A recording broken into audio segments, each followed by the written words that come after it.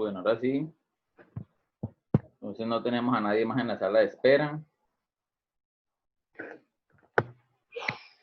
Revisemos ahí que los estudiantes que están en espacios, bueno, con los que no les coloqué asistencia, espero que estén bien.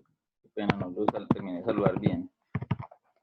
Ya en las últimas 2 horas para que vayan a descansar toda su tarde. Entonces revisemos a Castiblanco. No está.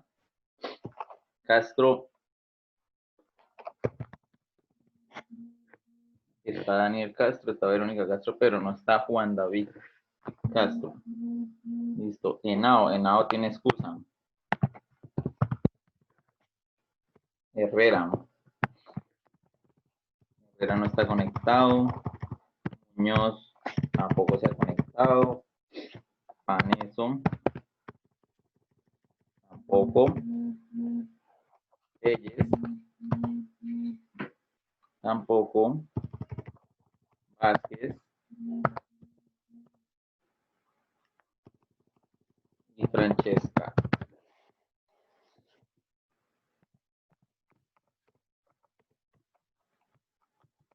Bueno, todos estos tendrían fallan. Ahora vamos a revisar quiénes están excusados. ¿Quiénes tienen excusa?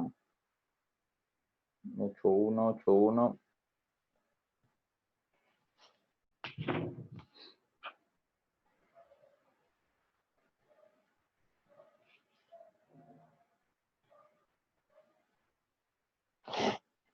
Y aquí dice Rico, pero aquí está conectado Rico. Santiago.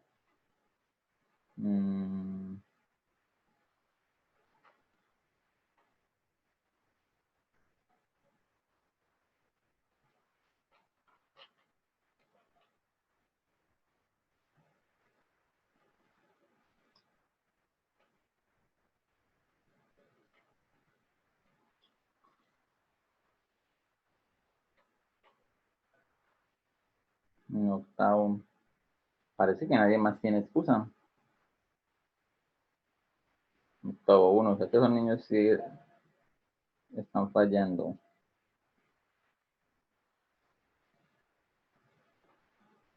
No más, vean.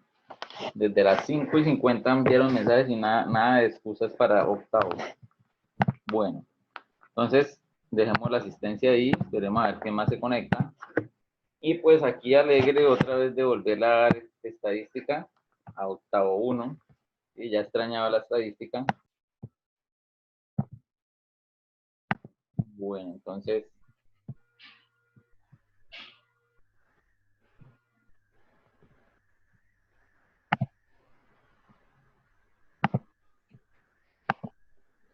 vamos aquí.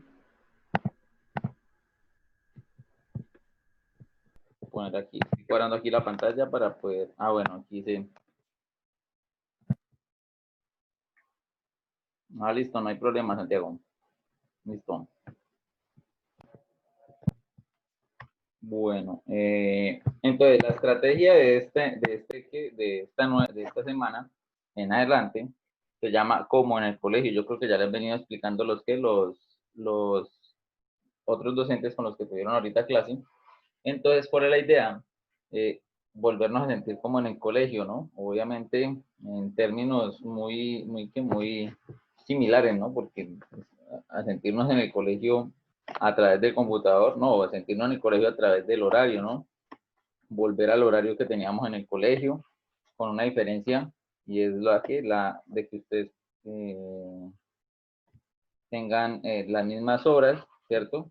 El mismo horario con el que empezaron en todo el año. Creo que hubieron unos cambios, pero son muy mínimos, ¿cierto? Y obviamente nuestra ayuda, nuestra nueva plataforma, APA, ¿cierto? La cual nos va a ayudar muchísimo en cuanto a las clases. Obviamente está creada porque estas clases ahora solamente pueden ingresar desde APA, ¿cierto? Y para usted, para ingresar a APA, debe tener su tarjeta de identidad, perdón, debe decir cédula, y su usuario. Y usuario solo hay uno, ¿cierto? Entonces, eso quiere decir que ya no vamos a tener más el tema de los intrusos, ¿cierto? Y Por otro lado, también nos va a colaborar la plataforma en la asignación de evaluaciones, o sea que podemos dejar una evaluación por medio de ¿qué? De la plataforma APA, lo mismo, evaluación tipo IPES, y la contestan ustedes en desde su casa, ¿no? Bueno, ¿qué más? La novedad también es darle un nuevo manejo también a las guías de conocimiento, a las guías, más que todo a las guías de verificación, ¿no? Obviamente la guía de conocimiento siempre ha sido para ustedes, sí, la guía de conocimiento es para todos, pero en especial para los que no asisten a clase, porque por lo menos ustedes en clase, yo de mi parte les proyecto la guía, les explico, les aclaro, les amplío, ¿cierto? Y, y por otro lado, pues el que no estuvo en clase, pues obviamente tiene que mirar el video y tiene que revisar la guía, ¿no? Pero entonces sin la oportunidad de pronto decir que tiene alguna duda y se despeja la duda en el instante, ¿cierto? En el momento. Bueno, entonces aquí, esto debería ser, no lo escribí, pero entonces un repaso, ¿no? Y profundización, ¿no? Esta semana, estas 2 semanas van a ser de repaso y profundización. Bueno, en este caso, el docente de estadística con el cual ustedes iniciaron el periodo fue el profesor Nelson, ¿no? Entonces lo que yo hice fue tomar las guías de él, pegarla acá, ¿cierto? Y para darle un manejo, no le modifiqué nada, las dejé exactamente iguales, ¿sí? Por ahí solamente creo que agregué algo como para añadir la explicación, ¿sí? Como para como ser más específico, ¿no? El docente les envía en la primera semana. Dice por acá, profe, si me hacen favor de dejar un Juan David. No, aquí no está.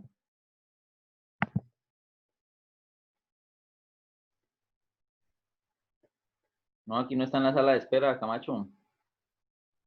Aquí tengo a 25 estudiantes y en los participantes no me aparece. Ahí a uno le aparece al ladito quiénes están en la sala de espera y quiénes son los participantes ya. Y no me aparece Castro. Dígale que, ¿cómo se llama? Actualice Zoom, ¿listo? Recuerden que si usted no actualiza en Zoom, pueden ser unas fallas muy pequeñas y no lo dejan ingresar a la clase, ¿listo? Bueno, entonces, el profesor les colocó esta guía, se llama tipos de probabilidad, ¿cierto? Es el nombre de la guía. Entonces, ¿cuáles son los tipos de probabilidad que el profesor les dijo?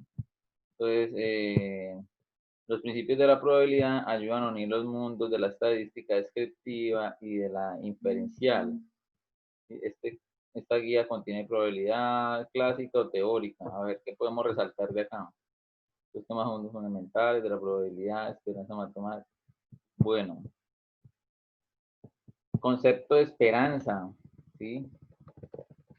Esto, dependiendo la disponibilidad académica que ustedes tengan, son temas que se pueden tratar en la profundización, ¿cierto? ¿Qué podemos entender con probabilidad? Es un valor numérico que se representa la oportunidad o posibilidad, ¿sí? Entonces, recuerden que este valor se puede presentar en decimal, porcentaje, ¿no? ¿Sí? ¿Tenemos claro eso? Se puede presentar en decimal entre 0 y 1. ¿Listo? ¿Qué significa una probabilidad de 0? Bien sea 0 decimal, 0 número o 0%. Significa que no hay ni una sola probabilidad, ¿cierto? Nada, ninguna probabilidad. O le dicen un evento improbable, ¿no? A que no va a ocurrir. Bueno, y cuando el porcentaje, bueno, venga, ya hacemos acá el contraste. Vamos a separar, vamos a modificar un poquito la lectura del profesor acá. Entonces, decimal 0 o 0%, ¿no? Cuando estamos hablando de que sea un número 0 o un porcentaje 0, quiere decir que es un evento improbable, ¿cierto? O no es posible, ¿cierto?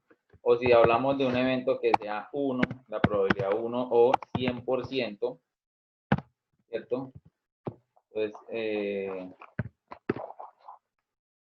podríamos decir, o sea, es un evento que va a pasar, pase lo que pase, ¿cierto? Bueno, se me olvida el nombre, ¿cómo es que le dicen así? Entonces, pero entonces, en ese orden de ideas, el número de aquí, por eso les decía que era un decimal, ¿no? O sea, si aquí hablamos de que es un 0,37, ¿por qué? Porque la probabilidad puede oscilar entre 0 y 1, ¿cierto? Entonces 0,37. Entonces, ¿qué significa 0,37? Significa, en porcentaje, significa un 37%, ¿no? ¿Qué significa un 2, un 0,2 o cuánto porcentaje? ¿Quién me dice? ¿Quién me dice acá?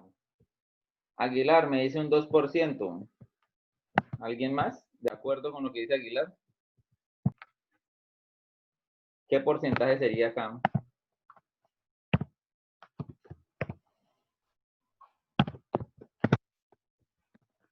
¿Qué porcentaje sería, niños?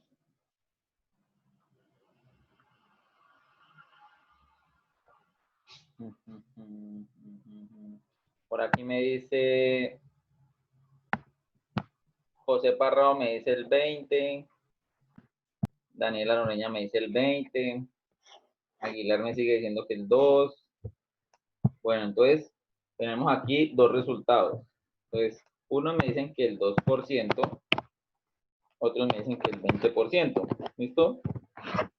Entonces, miremos a ver qué relación hay entre estos dos. ¿Qué relación hay entre el 37 y el 0,37 y el 37? Entonces, vamos a observar que si hago uso de la calculadora, ¿no? Entonces, el 37, ¿qué pasa si el 37 yo lo divido en 0,37? ¿Qué creen que va a pasar? Exacto. Acuérdense que cuando estábamos en clase, tengo muy presente eso en estadística, que yo les daba a ustedes las tablitas. ¿Se acuerdan la tablita de las frecuencias? Frecuencia absoluta, frecuencia relativa. Cuando hablamos de la frecuencia relativa, que eran los decimales. ¿Sí se acuerdan? En los decimales aparecía los números, siempre aparecían decimales entre 0 y 1. Entonces yo les decía a ustedes cómo convierten la frecuencia relativa. Ojo que me estoy devolviendo a lo que yo les expliqué en el primer periodo, ¿no? Incluso unas partes del segundo, ¿no? Yo les expliqué a ustedes que ese número decimal, o sea, ese número decimal, vea, estamos hablando de este número de acá, ese número decimal, hay que multiplicarlo por ¿cuánto? Hay que multiplicarlo por 100. Exacto. Y si yo multiplico el 0,2 por 100, no, eso fue una trampa que yo les coloqué, ¿no? O sea, para ver cuántos caían ahí en esa trampita. Si yo cojo 0,2 y lo multiplico por 100, entonces nos da 20%, ¿verdad? Entonces nos da 20%. Entonces, ¿qué número será para que me dé a mí? Ahora sí, ¿cuál será el número para que a mí me dé 2%? ¿Cuál será ese decimal? ¿Qué número decimal coloco ahí? O sea, si yo ya sé que el 20% es 0,2, ¿cuál será el 2%? Ahora puedo hacer lo contrario, ¿no? Si yo el 0,2 lo multipliqué por 20, por 100 me da 20%, pues al 20 lo puedo dividir en 100, lo contrario, ¿cierto? Lo puedo dividir. Entonces, ahora el 2% yo lo puedo dividir en 100. Y al dividirlo, ¿qué voy a obtener, niños? Entonces, por ejemplo, mire, les hago la demostración. Ahora el 20 se podía dividir en 100 para transformarlo en decimal, ¿no? Entonces nos da 0,2. Pero ahora el 2%, para transformarlo en decimal, hay que dividirlo en 100, ¿verdad?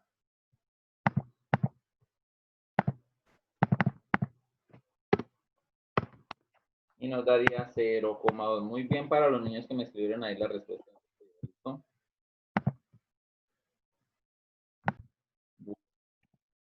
0,02. Entonces, bueno, excelente. Entonces es para que hablemos de que esa probabilidad se maneja en esos números, ¿cierto? Bien sea en decimal o bien sea en porcentaje. ¿Listo? En probabilidad la que más se utiliza es la decimal, ¿no? Pero bueno, no estoy diciendo que no se pueda utilizar. ¿Qué más dice acá? Dice aumento de las empanadas. ¿Cómo representa la probabilidad particular o pura tal aumento de las empanadas en la cafetería del colegio? O el profesor de nota de 5 para los que lleguen temprano, ¿cierto? El día que de mañana sea lluvioso, una unidad de producción defectuosa. O sea, estos son los lugares, estas son las situaciones, ¿cierto? Miren, el aumento de las empanadas de la cafetería del colegio.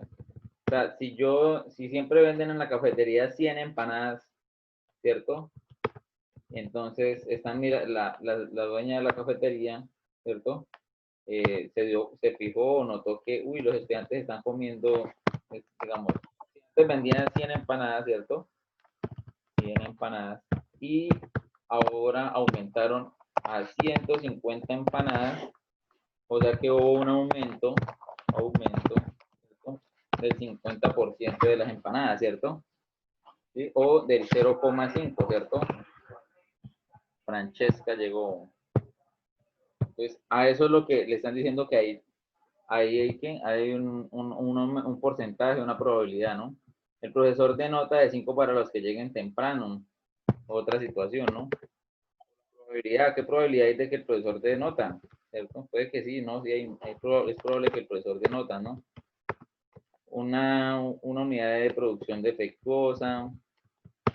Esta es la más común, esta es la más utilizada, incluso están los ejemplos, ¿listo? Les ponen un ejemplo de una situación en donde hay una fábrica. Voy a poner un ejemplo, esferos. Entonces van a colocar esferos, le dice a usted, la fábrica produce tantas cantidades de esferos y digamos, por cada 1000 esferos salen 10 defectuosos, ¿sí? Pues es un ejemplo que yo les digo. Entonces, ¿cuál será ese porcentaje que representa la producción defectuosa? ¿O cuál es la probabilidad de que salga defectuoso un lapicero? ¿Listo? O sea, si ustedes meten la mano dentro de 1000 lapiceros o esferos, ¿y qué probabilidad hay de que usted saque un esfero y salga defectuoso? Entonces, eso también lo pueden sacar, ¿cierto? Entonces, como si yo decía, si de por cada 1000, 10 salen defectuosos, entonces si ustedes dividen el 10 en 1000, entonces ahí encuentran la probabilidad, ¿no? De cuánto le puede sacar, de qué probabilidad, la probabilidad de que usted pueda sacar un esfero defectuoso, ¿no? De los 1000, ¿no? Que caiga el 5 al azar, al lanzar el dado, ¿no? El dado cúbico. Entonces, ustedes saben que un dado, ¿cuántas caras tiene? Tiene 4 alrededor y 2 arriba, ¿cierto? Entonces serían 6. ¿Cuántos 5 hay en el dado? Hay uno. Entonces usted tiene una probabilidad de 6, ¿cierto? De que caiga el 5. Porque solamente existe una cara en el dado de que sea 5, ¿no? Ah, pero si le dicen a ustedes de que caiga,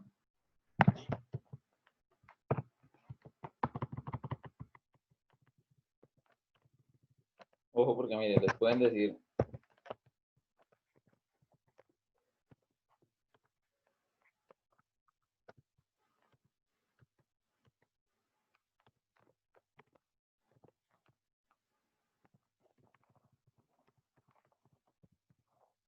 un número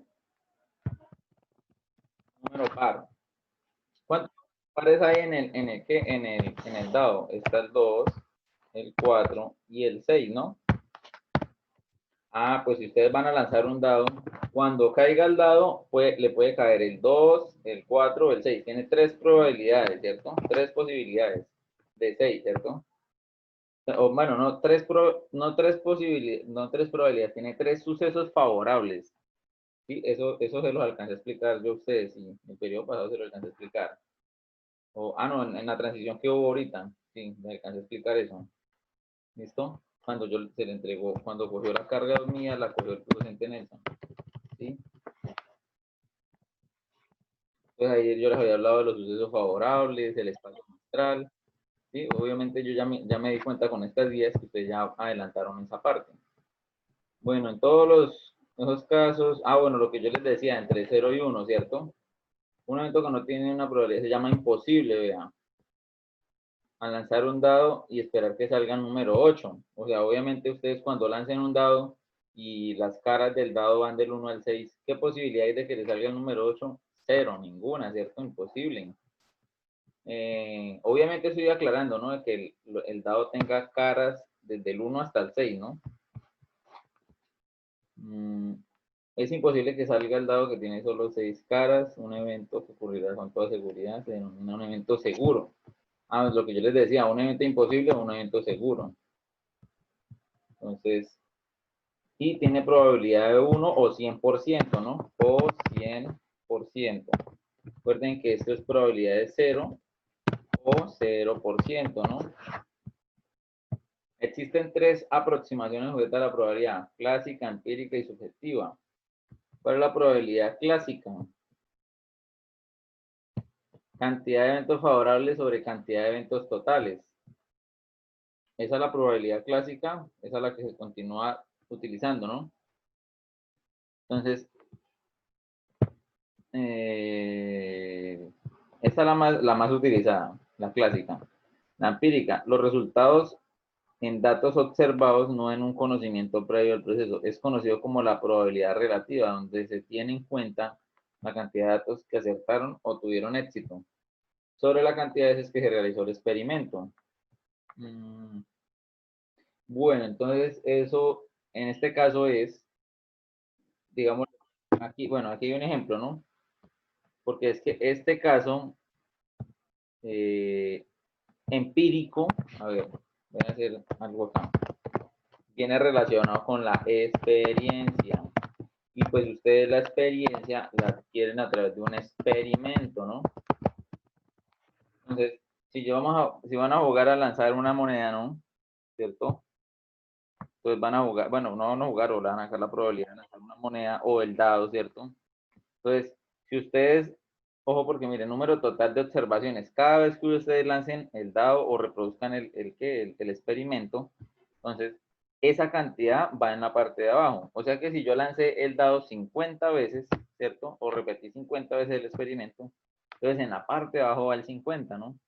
Y arriba el número de veces en que el evento ocurre, ¿no? Esta que está acá es muy utilizado, ¿cierto? O lo tratan de utilizar mucho las personas que apuestan, ¿no? O porque este es el que más utilizan las personas que apuestan. ¿Sí? Entonces tratan de hacer una probabilidad de los números que, por ejemplo, vamos a hablar del chance, ¿no? Estamos aquí en el meta, ¿no? Aquí es el chance. Con suerte. Entonces, si usted, digamos, recoge todos los números que han sido ganadores, ¿cierto? Entonces va a mirar qué números se han repetido, ¿no? Qué números han caído, bueno, números han salido como ganadores, ¿cierto? Entonces usted le puede asignar una probabilidad a cada número, ¿cierto? Y poder decir cuál es el número más probable que gane, ¿cierto? Y ahí es donde nacen las tablas de las personas que dicen, bueno, hay unas personas que viven de eso, afirmando saber qué número, cuál es un número de lotería, ¿cierto? Cuál es un número para que juegue, ¿no? Entonces lo sacan de esto, de la probabilidad empírica, ¿no? Bueno, aquí hay un ejemplo, ¿cierto? Entonces, dice, el 1 de febrero del trimestre explotó transbordador espacial Columbia. Este fue el segundo desastre en 113 misiones, vea, 113. Entonces, abajo hay un 113, porque es que ellos han hecho 113 misiones, ¿no? Con base en esa información, ¿cuál es la probabilidad de que una futura misión concluya con éxito? Ojo, porque fueron 2 desastres, 2 de 113, ¿no? Por lo tanto, si usted calcula la probabilidad de 2 versus o 2 sobre 113, entonces usted está calculando la probabilidad de fracaso, ¿no? Ojo, porque esta es la probabilidad de fracaso. ¿Por qué? Porque son 2 fracasos de 113, ¿no? Muy diferentes 111 éxitos de 113, ¿no? Entonces, ojo porque aquí le preguntan, ¿cuál es la probabilidad de que en una futura misión concluya con éxito? La palabra ahí es éxito. Entonces, tienes que comparar los viajes, bueno, eso se llaman las misiones exitosas, ¿cierto? Con las misiones totales, ¿no? O vuelos, ¿no? Entonces, en este caso, pues, como le piden la exitosa, entonces las misiones exitosas serían 113. ¿Por qué? De las 111, porque de las 113, dos fueron fracasos, ¿no? Fueron desastres, dicen ahí en la lectura, ¿no? Bueno, ese resultado sirve como aproximación de la probabilidad, ¿no? Porque es que en este caso es muy, por eso les decía que la más utilizada en el campo educativo es la clásica, ¿no? Esta, la primera. Esta vea, la pueden utilizar en dónde? En física. Bueno, la subjetiva se distingue de la primera y la segunda, ¿no? Y difiere de persona a persona. Le da más espacio a las creencias, intuiciones y suerte. Bueno, entonces diría yo, bueno, la palabra suerte la acabé de utilizar en el segundo, pero también aplica, ¿sí? Esta probabilidad empírica, ¿cierto? La pueden utilizar ustedes, digamos, si usted quiere saber qué número jugar en el chance, por ejemplo, ¿no? ¿Sí? O usted, digamos, le quiere decir papá, a su mamá, que le gusta jugar chance, y le dice, me voy a poner a hacer un estudio, voy a mirar todos los números que han caído desde que se inventaron el chance y voy a mirar cuál es el número que más cae siempre, ¿cierto? Obviamente eso lo harían con un programa, ¿cierto? Para que pueda recoger toda esa cantidad de números, ¿no? Bueno, y aún así le tocaría saber el número y con qué lotería, ¿no? Entonces, bueno, aquí qué más dice. Dice, vamos a mirar un ejemplo, ¿no? Aquí nos dio un ejemplo. La señora de la cafetería pone a la venta dos tipos de empanadas, ¿no? Una de carne a 1.000 pesos y una de pollo a 1.500. Si se estudiara en un colegio de tendencia vegana, la probabilidad de vender algunas de las empanadas será una probabilidad nula o de una probabilidad muy baja que se vendan, ¿cierto? Son los prejuicios, la experiencia, la intuición, las creencias, ¿cierto? La religión. O sea, hay muchos factores que influyen, ¿no? Eso nos indica que la venta de empanada en este colegio vegano es de poca salida para el producto, ¿no? Bueno, este mismo ejemplo en un colegio de estrato 1, tal vez se podría concluir que la empanada de mayor salida de venta sería la empanada más económica, ¿cierto? La de 1.000 pesos, ¿cierto? Que corresponde a la de carne. O sea que es una probabilidad que está expuesta a cambiar a factores como lo que decía acá, creencias, intuiciones, espacios, en este caso, sí, o sea, hay más factores, ¿cierto? Que la pueden modificar, ¿no? Hasta ahí, eso fue la semana 1, ¿cierto? Entonces el profesor les dijo acá, eso es un esquema, ¿no? Enfoques de la probabilidad. Objetivo, hay una probabilidad objetiva y subjetiva, ¿no? ¿Cuál es la probabilidad objetiva? O sea, da muy buenos resultados, ¿no?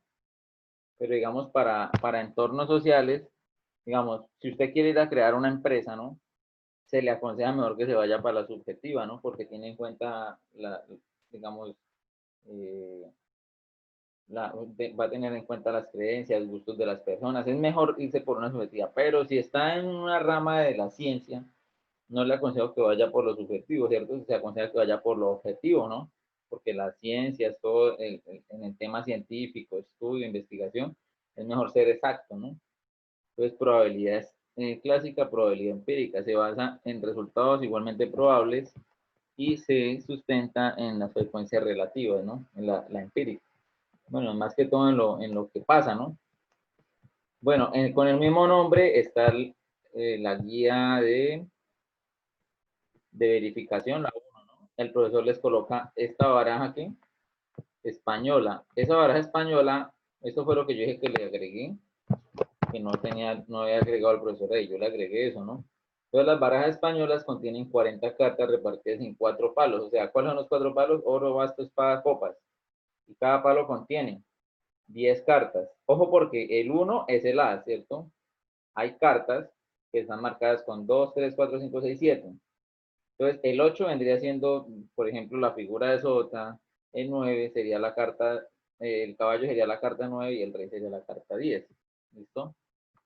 Entonces ahí estarían las 10 y cada una, o sea, hay oros, hay este tipo de 10 cartas. Todas tienen rey, todas tienen caballo, todas tienen figura de sota. O sea, todos los oros tienen un rey, todos los bastos tienen un caballo, todas las espadas tienen un sota, un caballo, un rey. ¿Listo? Sí, ya se va a acabar, vean, nos quedan 30 segundos. Entonces, ya ahorita se acaba el programa y ya nos volvemos a conectar. Damos el espacio, la pausa activa y nos conectamos después de la pausa activa, ¿listo? Entonces, mire, les dejo el profesor, conteste las siguientes preguntas. La probabilidad de sacar un as. Entonces, un as tiene que tener en cuenta oros, bastos, espadas, copas. La probabilidad de sacar un oro. Ojo, porque de oro hay 10 cartas, ¿no? De sacar un as de oro, solo hay un as de oro. Probabilidad de sacar el 3 de copas, solo hay un 3 de copas, ¿no? ¿Y qué tipo de probabilidad acaba de aplicar en las anteriores preguntas? Bueno, eso ya es diciendo cuál tipo de probabilidad es, ¿no? Bueno, se nos acabó el tiempo, nos conectamos después de la pausa activa, ¿no?